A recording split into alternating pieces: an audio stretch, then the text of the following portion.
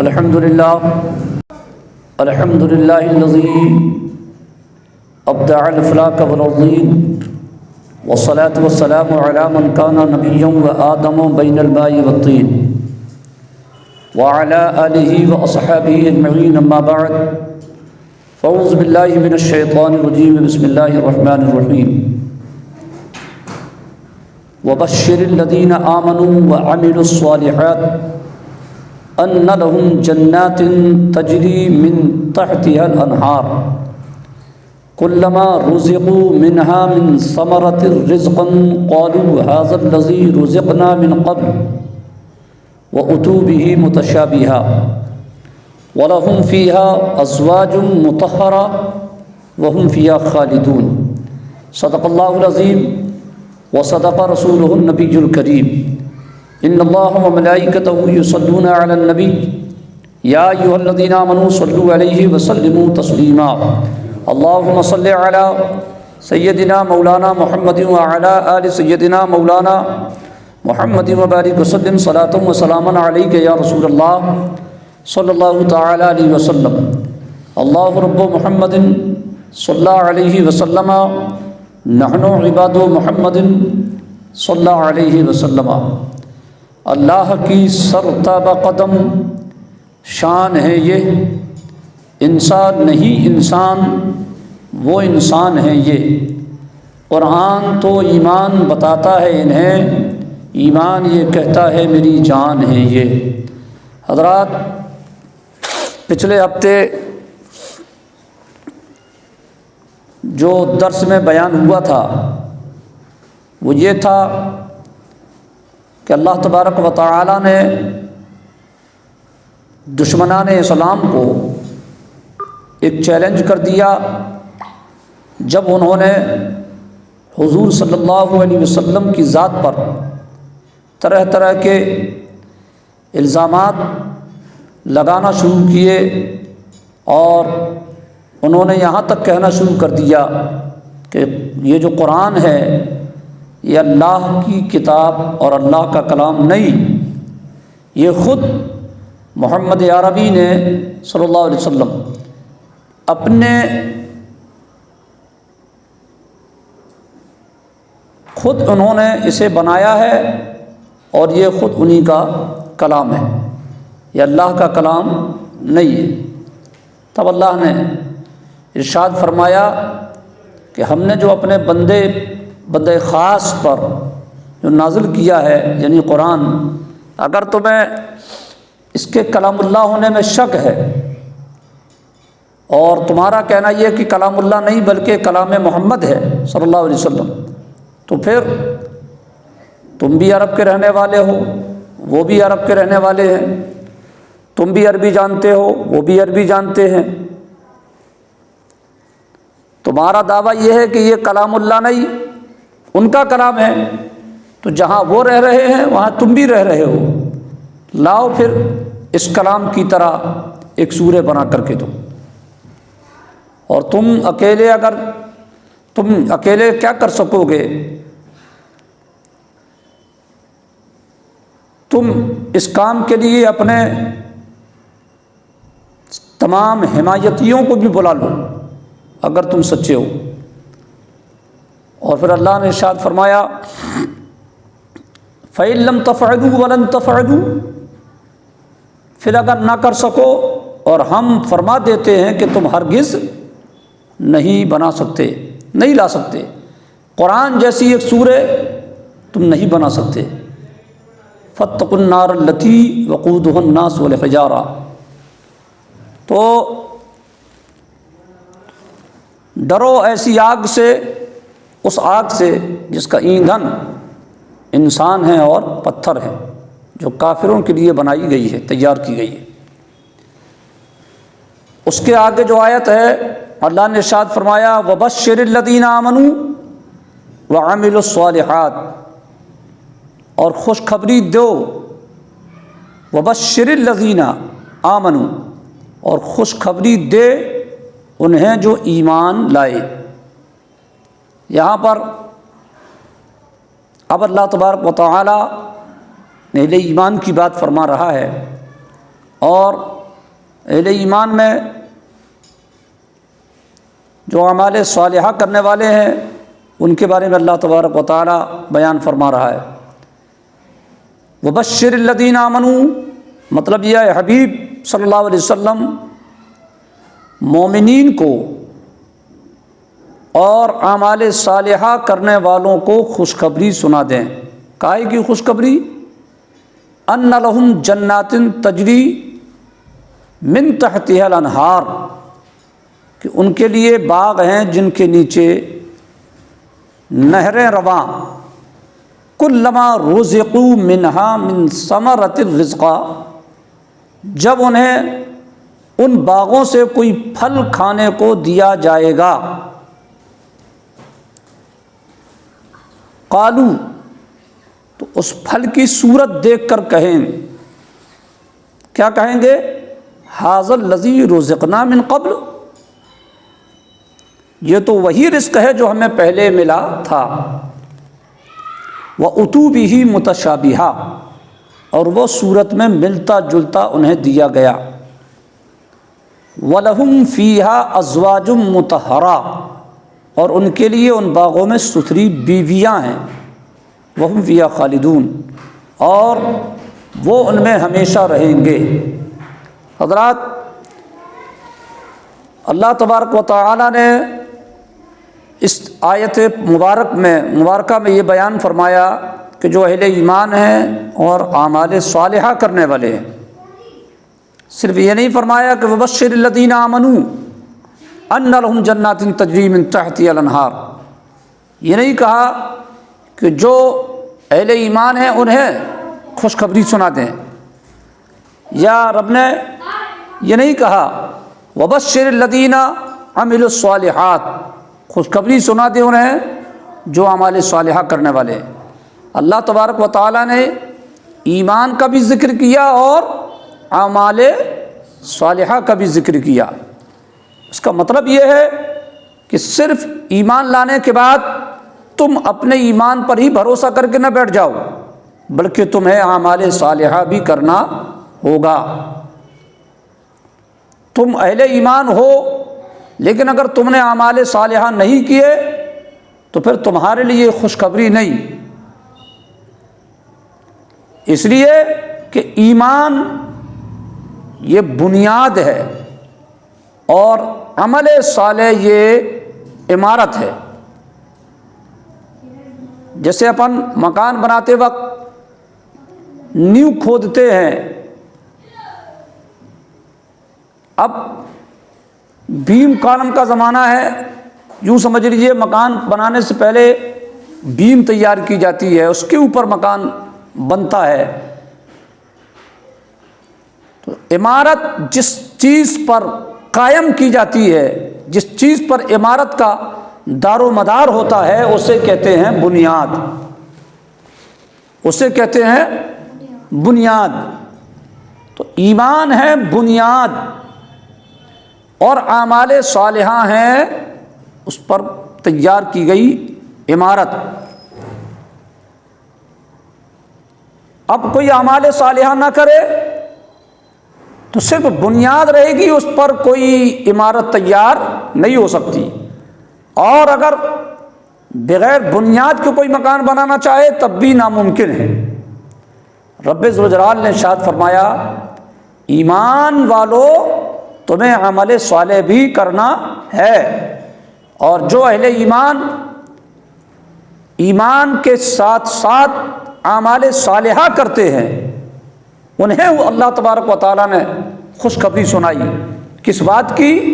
کہ ان کے لیے کیا ہیں؟ باغ ہیں۔ جنت مانے ہوتا ہے باغ، جنت مانے، جنت کا لفظی معنی ہے باغ۔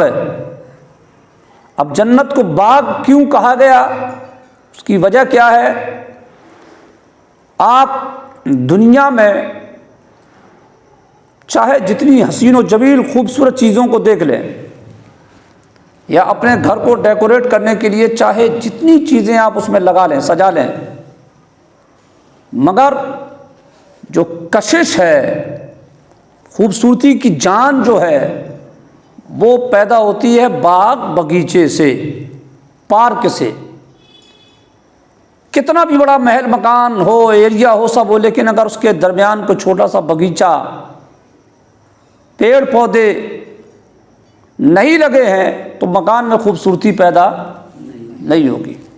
اس لیے آپ نے دیکھا ہوگا کہ جتنے بڑے بڑی بلڈنگیں اور مکان آپ کو ملیں گے، وہ سامنے کچھ نہ کچھ حصہ پیڑ پودوں کے لیے وہ چھوڑا جاتا ہے، اس کے بغیر خوبصورتی میں مزہ ہی نہیں۔ اس لیے جنت کو باغ کہا گیا کہ اللہ تبارک و تعالیٰ کی طرف سے اہل ایمان کو ایک لاجواب جگہ رہنے کو دیا جائے گا۔ اب اس لاجواب جگہ میں خوبصورتی بغیر باغ بغیچے کے مزہ نہیں آتا۔ اس لیے اللہ رب العزت نے جو مومنین کے لیے ایک سے ایک محل، سونے کے، چاندی کے، ہیرے کے، جواہرات کے بڑے لاجواب خوبصورت محل بنا کر رکھے ہیں، مگر ان سب جگہوں میں بھی ایک پارک کی شکل میں، باغات کی شکل میں اللہ تبارک و تعالیٰ نے وہاں بھی انتظام کر رکھا ہے۔ جس طرح ہماری دنیا میں بغیر باغ بغیچے کے خوبصورتی پیدا نہیں ہوتی، جنت میں بھی اللہ تبارک و تعالیٰ نے وہ انتظام کیا ہے۔ ہمارے لیے اللہ نے اہل ایمان کے لیے ایک سے ایک چیزیں تیار کی ہیں، مگر اس کے ساتھ ساتھ باغ بغیچہ بھی وہاں پر ہے۔ اچھا، باغ میں اگر نہر نہ بہے تو باغ اچھا تو لگے گا، مگر نہر اگر اس میں نہیں ہے، پانی اس میں نہیں بہہ رہا ہے تو وہ خوبصورتی میں مزہ نہیں ہوتا۔ لیکن جس باغ میں نہر بھی بہہ رہی ہو، وہ بتانے کی ضرورت نہیں کتنا خوبصورت منظر ہوتا ہے۔ اللہ رب العزت نے باغات جنت میں رکھے ہیں، جنت میں ایک سے ایک پیڑ پودے سب ملیں گے، مگر انہی کے درمیان اللہ تبارک و تعالیٰ نے نہریں بھی نکالی ہیں کیونکہ خوبصورتی میں اور اضافہ ہو۔ اور وہ نہریں جو ہوں گی ہماری دنیاوی نہر کی طرح نہیں ہوگی۔ نہر کا معنی ہوتا ہے زمین چیرنا، زمین چیرنا۔ اسی لیے جب نہریں بنائی جاتی ہیں تو زمین کو کھود کھاد کر کے، چیر چار کر کے زمین کو کیا نکالا جاتی ہے؟ نہریں نکالی جاتی ہیں۔ مگر جنت میں جو نہر ہوگی وہاں کوئی گیتی پھاوڑا چلنے والا کام نہیں ہے کہ جنت کی زمین کھودی جائے پھر اس میں سے پانی کا سسٹم نکالا جائے، نہیں۔ وہاں کی جو نہر ہوگی وہ زمین کے اوپر بہے گی، سبحان اللہ، زمین کے اوپر بہے گی۔ اور آپ زمین کے اوپر اگر یہاں پر پانی بہاؤ تو ممکن نہیں ہے کہ پانی سیدھا جائے، کچھ نہ کچھ ٹیڑھا میڑھا بہے گا۔ ہاں اگر بالکل ڈاؤن میں ہے تو بات الگ ہے، لیکن جنت میں اللہ تبارک و تعالیٰ نے جو نہریں نکالی ہیں وہ زمین چیر کر نہیں نکالی، وہ زمین کے اوپر، اور بالکل ٹیڑھی میڑھی نہیں کہ کہیں پانی کم، کہیں زیادہ، کہیں چوڑا، کہیں پتلا۔ یہ جو دنیاوی نہروں کا حال ہوتا ہے، جنت میں ایسی نہر نہیں ہوگی۔ الحمدللہ جنت میں بالکل حسین و جمیل پیڑوں کے بیچ سے ہوتے ہوئے نکلے گی، بالکل سیدھی 4 قسم کی نہر بہیں گی۔ اور ایک نہر میں کیا بہے گا؟ پانی، اور ایک نہر میں کیا بہے گا؟ دودھ، ڈبے والا نہیں، یہ پانیاں نہیں ملا کر جو یہ سب نہیں، سمجھ میں آیا؟ اللہ جانے کہ اس کا کیا معاملہ ہوگا۔ ایک 4 نہریں بہہ رہی ہوں گی، ایک پانی کی، دوسری دودھ کی۔ مطلب دودھ اللہ تعالیٰ کی ایک عظیم نعمت ہے۔ بچوں کو دودھ دو پینے کے لیے تو بچے بھاگتے چھوڑ چھاڑ کے نہیں پینا ہم کو۔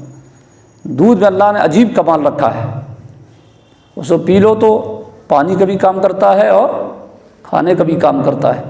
ایک نہر پانی کی، دوسری نہر دودھ کی، تیسری نہر شہد کی، اور یہی سب چیزیں ہم چھوڑ چکے۔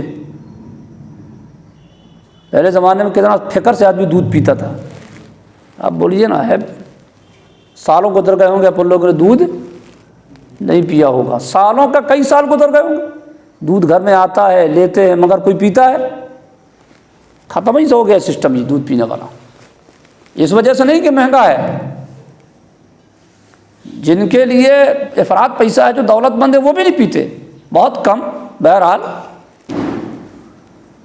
تو جنت میں پانی کی نہر اور دودھ کی نہر اور شہد کی نہر اور شراب کی نہر، لو بھیا شراب کی نہر بہے گی۔ مطلب یہاں جو پی رہے ہیں وہ ٹھیک کر رہے ہیں گا، ہاں دوسری رہے گی۔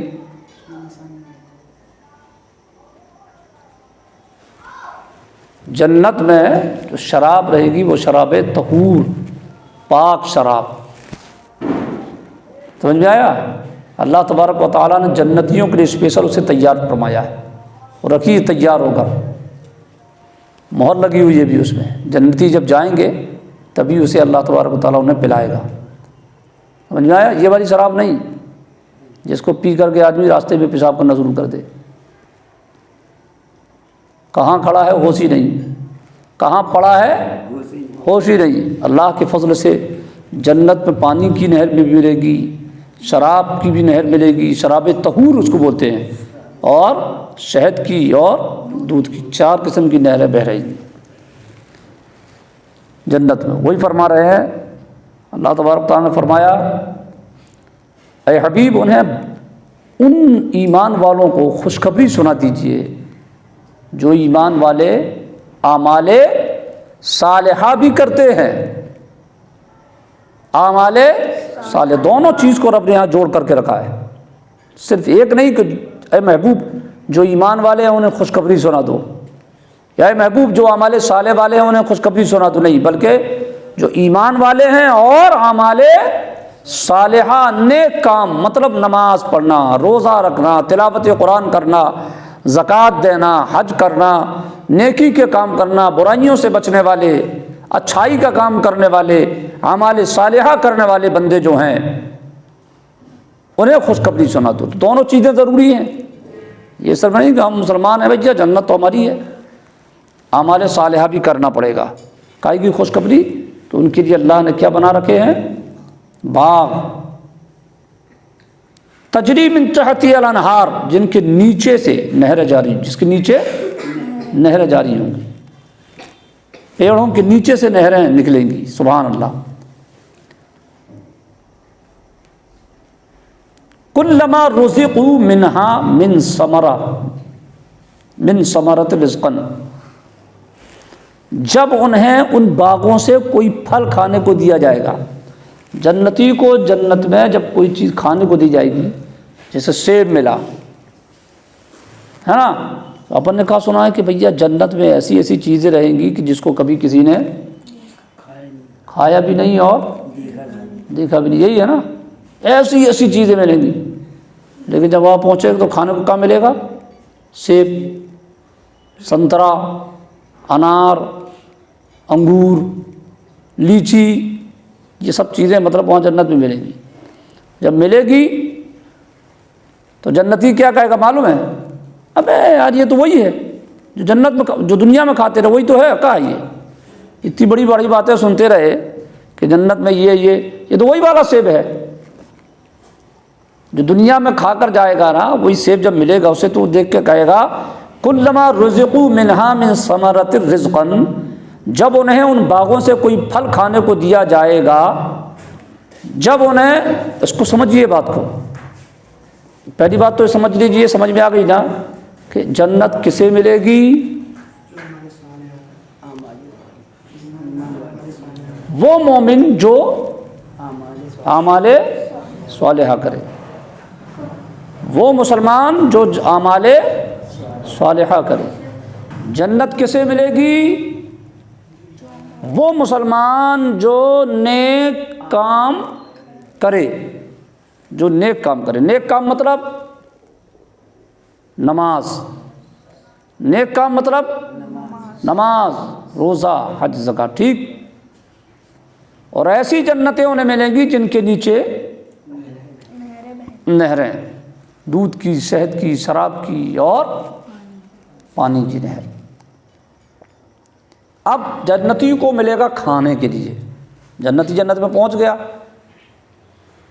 اب جب جنت میں پہنچ گیا تو دیکھو بھائی، مہمانی میں تبھی مزہ آتا ہے کہ جب کچھ کھانے پینے کو بھی ملے۔ کوئی 5 اسٹار ہوٹل میں بالکل زبردست اچھی لمبی چوڑی خوبصورت ہوٹل میں لے کے کسی کو گھسیٹ دے لے جا کر کے بیٹھا دے، مگر کھانے کو کچھ نہ ملے، تو ایسی مہمانی میں مزہ نہیں آتا۔ جنتی جنت میں پہنچ چکا، مانا ہے کہ جنت میں ہیرے جواہرات موتیوں کے محل اللہ تبارک و تعالیٰ نے بندوں کو دے دیے رہنے کے لیے، خوبصورت باغ دے دیا صاحب، مگر اب کیا چاہیے؟ کھانا چاہیے۔ تو کھانے کے لیے پھر دیا جائے گا سیب وغیرہ وغیرہ، تو اسے دیکھ کر کے کیا کہے گا؟ یہ کھانے سے پہلے کہے گا یار یہ تو وہی ہے، جنت میں آگے بھی وہی مل رہا ہے یار، وہی کہہ رہے قالوا ھذا الذی رزقنا من قبل، یہ تو وہی ہے جو ہمیں اس سے پہلے ملا تھا۔ وَأُتُوا بِهِ مُتَشَابِهًا، اور وہ صورت میں ملتا جلتا انہیں دیا گیا۔ اللہ فرما رہا ہے وہ کنفیوز ہو گئے،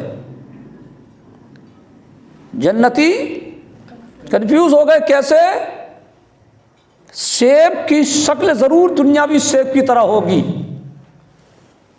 دنیاوی انگور کی طرح وہاں کے انگور کی شکل ضرور ہوگی، شکل میں ملتا جلتا ہوگا، ذائقہ اور ٹیسٹ میں کوئی بھی ملتا جلتا، جنت کی چیز دنیا کی چیز سے کہاں سے مل جائے گی؟ شکل میں ملتی جلتی ہوگی، جیسے بہت حسین و جمیل خوبصورت بیوی ملیں گی وہاں حور کی شکل میں، تو وہ بھی جنتی اور دنیاوی عورتوں سے ملتی جلتی ہوں گی نا، خوبصورت ہوگی، مگر سب کا مزاج الگ۔ فرمایا وہ کہیں گے یہ تو وہی ہے، تو کہا جائے گا وہ صورت میں ملتا جلتا انہیں دیا گیا۔ جنتی پھل کا معاملہ یہ ہوگا جناب، پھل کیا کوئی بھی چیز کا، جتنی مرتبہ آپ کھاؤ گے اتنی مرتبہ اس کا ذائقہ بدل جائے گا۔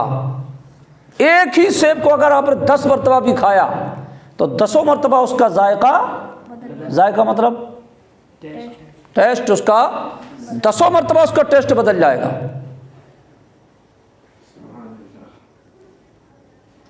دنیا میں ایسا نہیں ہے، دنیا میں آپ جیسے ایک سیب کھا رہے ہیں تو اس کا ایک ہی ٹیسٹ رہے گا، مگر جنت میں جتنی مرتبہ آپ کھائیں گے ہر لقمے میں اس کا ٹیسٹ بدلتا جائے گا، اور دنیاوی ٹیسٹ سے اس کا ملنا جلنا تو ہو ہی نہیں سکتا، صرف شکل میں ضرور یہاں کے پھل وہاں سے ملیں گے، مگر ذائقہ اور ٹیسٹ بالکل الگ ہوگا۔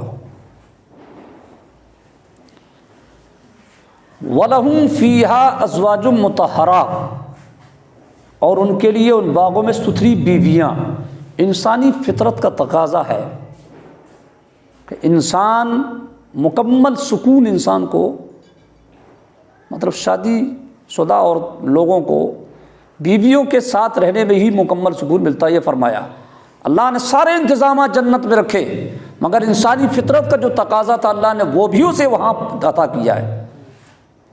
ایک سے ایک کھانے پینے کی چیزیں رہیں گی جو آپ سوچ بھی نہیں سکتے، مگر یہ سب ابھی ادھورا تھا۔ اللہ نے ہر جنتی کے لیے جنت میں بیویاں بھی رکھی ہے ستھری۔ وَلَهُمْ فِيهَا أَزْوَاجٌ مُطَهَّرَةٌ، اور ان کے لیے باغوں میں ستھری بیویاں۔ زوجہ، زوج مانے شوہر، زوجہ مانے بیوی، اور زوجہ کی جمع ہے ازواج، یعنی بہت سی عورتوں کو کہا جائے گا ازواج۔ اس لیے ہمارے سرکار صلی اللہ علیہ وسلم کی جب بیویوں کا ذکر ہوتا ہے تو کیا کہا جاتا ہے؟ ازواج مطہرات، ازواج مطہرات کہا جاتا، پاک بیویاں۔ وَلَهُمْ فِيهَا زَوْجٌ مُطَهَّرٌ، نہیں کہ جنت میں اس کے لیے ایک بیوی ہوگی، جنت میں ایک بیوی ہوگی نہیں۔ وَلَهُمْ فِيهَا أَزْوَاجٌ مُطَهَّرَةٌ، جنت میں ان کے لیے ستھری بیویاں ہیں۔ ایک جنتی کو جو جنت میں ادنا درجے میں ہوگا، جنت ہی ادنے درجے کی نہیں ہے، ایک کلاس کی جنت کا کوئی بھی سامان ادنا ہوگا کیا؟ اس میں تو سب ہائی کوالٹی چیز ہے۔ سمجھ رہے ہیں؟ ادنا یعنی نیچے درجے کا کوئی نہیں ہے، سب بہترین، سب ایک سے بڑھ کر ایک وہاں سامان ہے، مگر لوگوں کے درجات الگ الگ ہیں۔ ہر جنتی ایک درجے پہ نہیں ہوگا۔ انبیاء کے درجات الگ، صحابہ کے درجات الگ، اولیاء کے درجات الگ، شہداء کے درجات الگ، اپن جیسے گنہگاروں کے درجے الگ ہوں گے۔ اب کوئی کہے کہ سب ایک ہی درجے میں ہوں تو یہ کیسے ہو سکتا ہے؟ انبیاء کی درجے الگ ہوں گے۔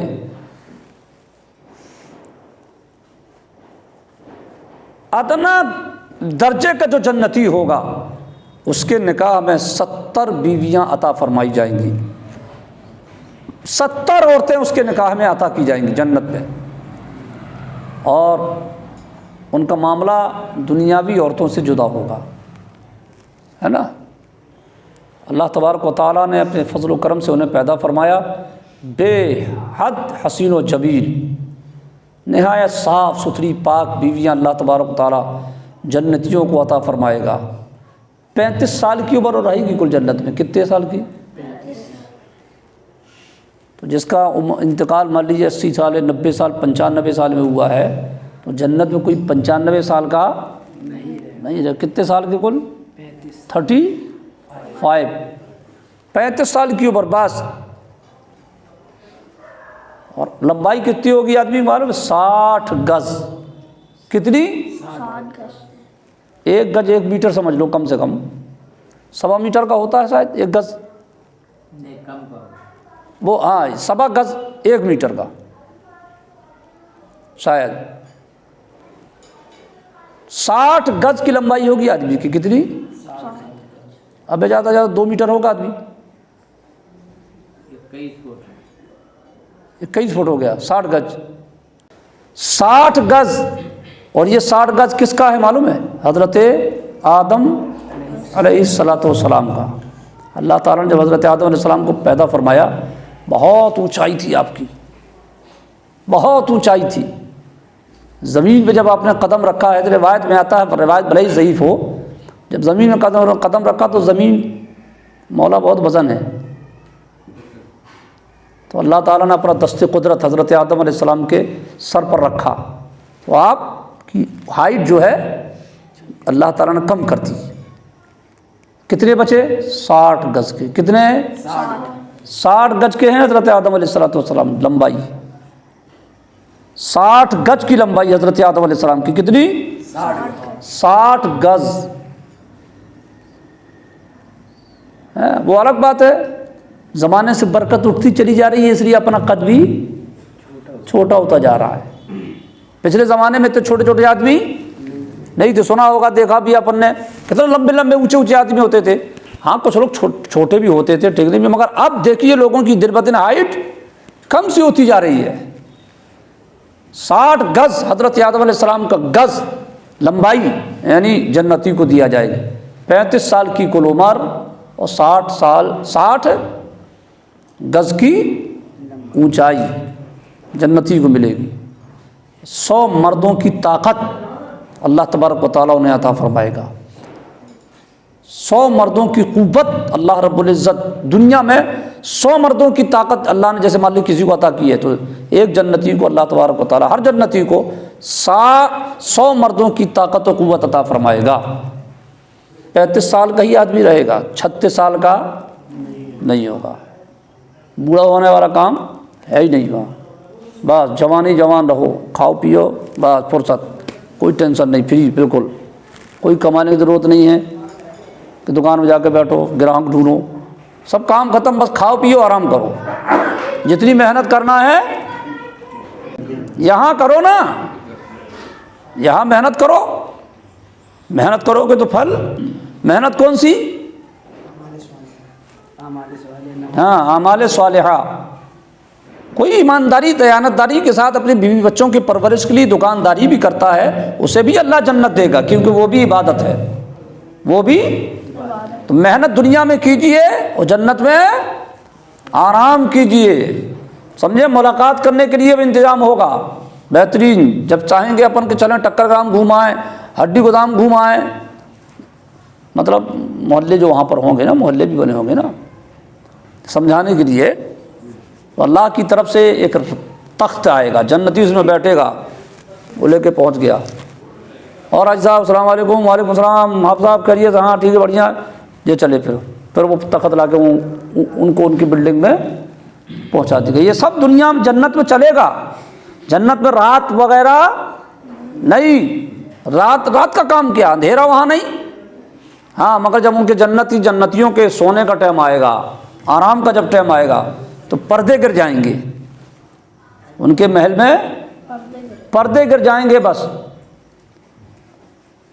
پردہ سنکیت ہوگا کہ اب آرام کا ٹائم ہو چکا ہے، پھر آرام کریں، اور جب آرام کر کے اٹھیں گے تو پردہ کھل گیا، اب پھر وہاں بروس وروس کرو گا، ہے نا، منجن بروس سب وہاں پر انتظام ہوگا نا، ہے نا، لیٹرن باتھ روم بھی بنے ہوں گے۔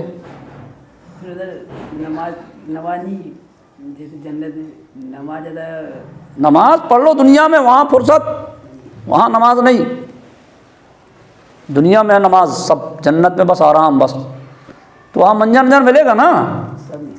اچھا کون سا ملے گا؟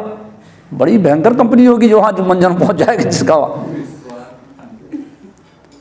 جنت میں یہ سب بلائی نہیں ہے، اونگ آئے، منہ پھاڑے، آدمی بیمار ہو، پیشاب لگے، پیخانہ لگے، جوائیں آئے، آلس آئے، یہ سب بوال وہاں کچھ نہیں، کوئی منجن بخاری والا کام وہاں نہیں ہے کہ اب اٹھیں گے تو حضرت پہلے منجن کریں گے پھر ناشتہ کریں گے، نہیں، بالکل آدمی اینی ٹائم بالکل ترو تازہ رہے گا، سو کے بھی اٹھے گا تو بالکل ایسا نہیں کہ اب وہ ایک ذرہ برابر بھی ان کے چہرے پر کسی قسم کی کوئی تھکاوٹ یا کسی قسم کی کوئی پسماندگی نہیں رہے گی۔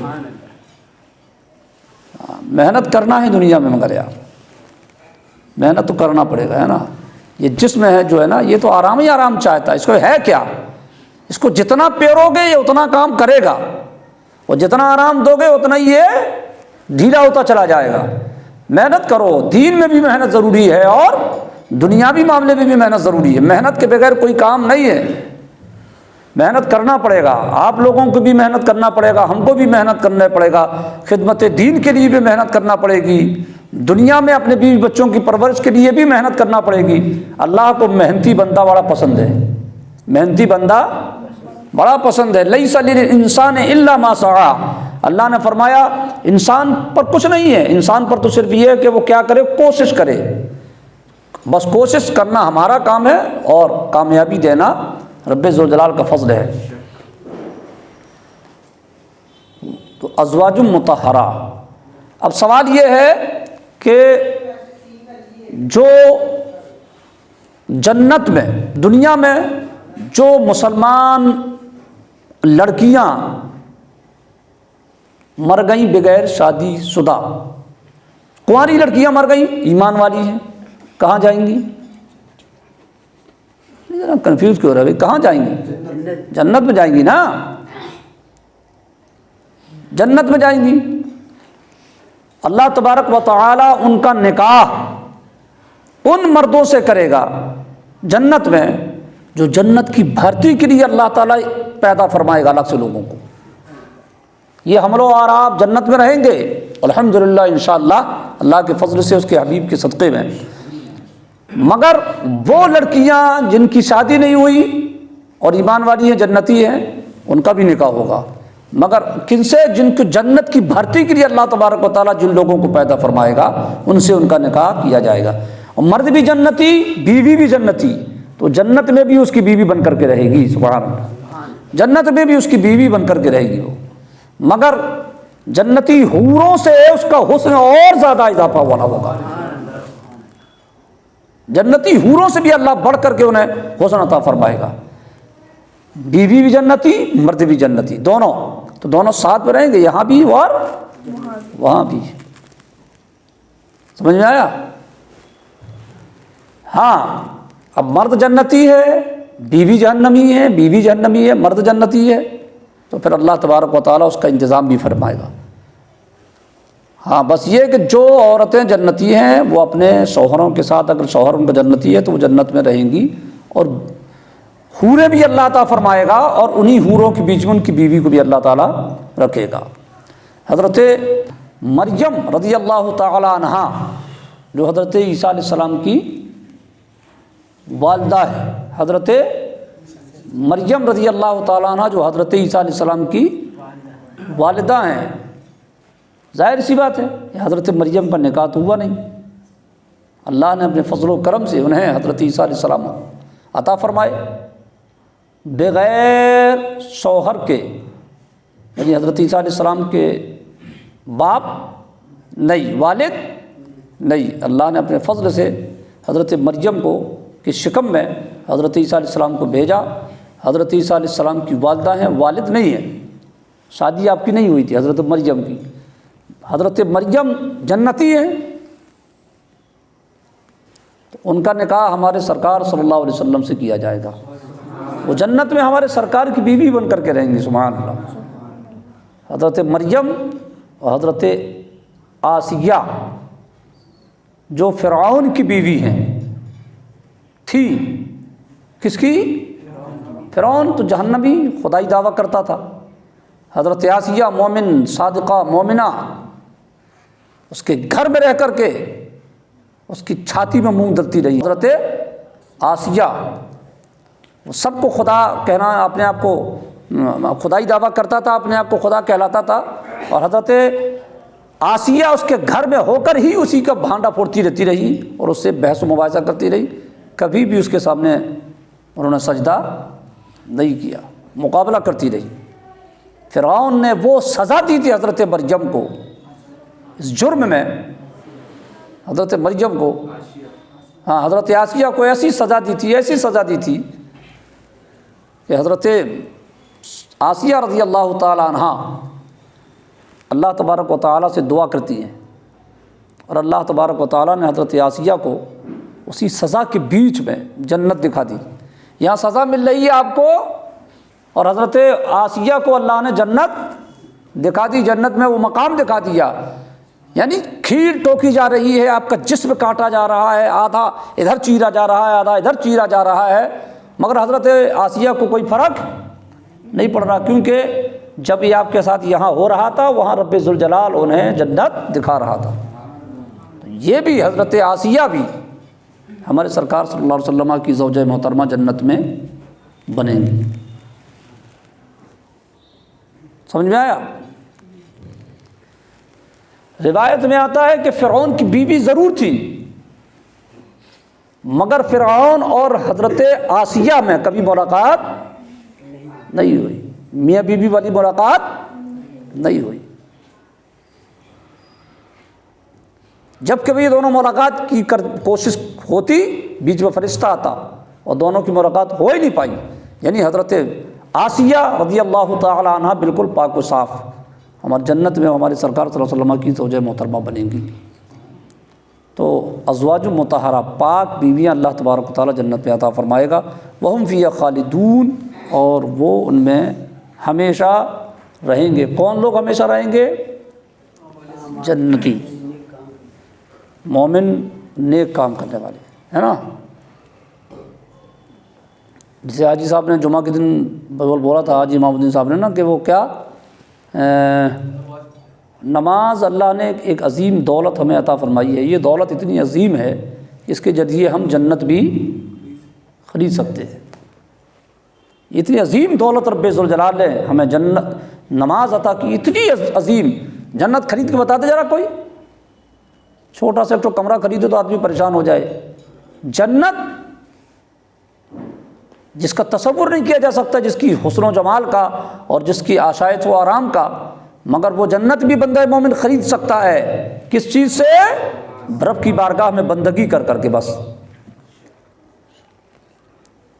ان اللہ اشتری من المؤمنین انفسهم باموالهم وان لهم الجنہ، اللہ تبارک تعالیٰ نے ارشاد فرمایا کہ بے شک اللہ نے مومنین کی جان و مال خرید لیا ہے، اور اس کے بدلے میں کیا رکھا ہے؟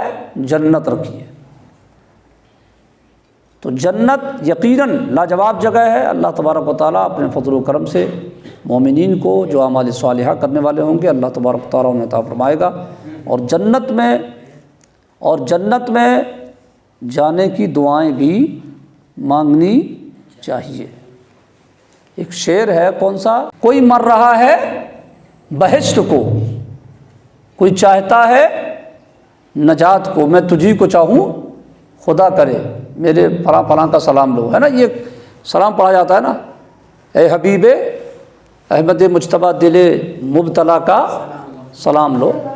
دیگر اشعار ٹھیک ہے اپنی جگہ پر، مگر یہ شعر اپنے پلے نہیں پڑتا، نہ جانے کہاں لکھا ہے، کس نے لکھا ہے، غیر ذمہ دار شعر۔ کون سا؟ کوئی مر رہا ہے بہشت پر، کوئی چاہتا ہے نجات کو۔ تو کیا چاہے بھیا؟ میں تجھی کو چاہوں خدا کرے، ٹھیک ہے، جنت مانگنے کی دعا خود رسول پاک نے حکم دیا ہے نا، جنت مانگو اور نجات مانگو۔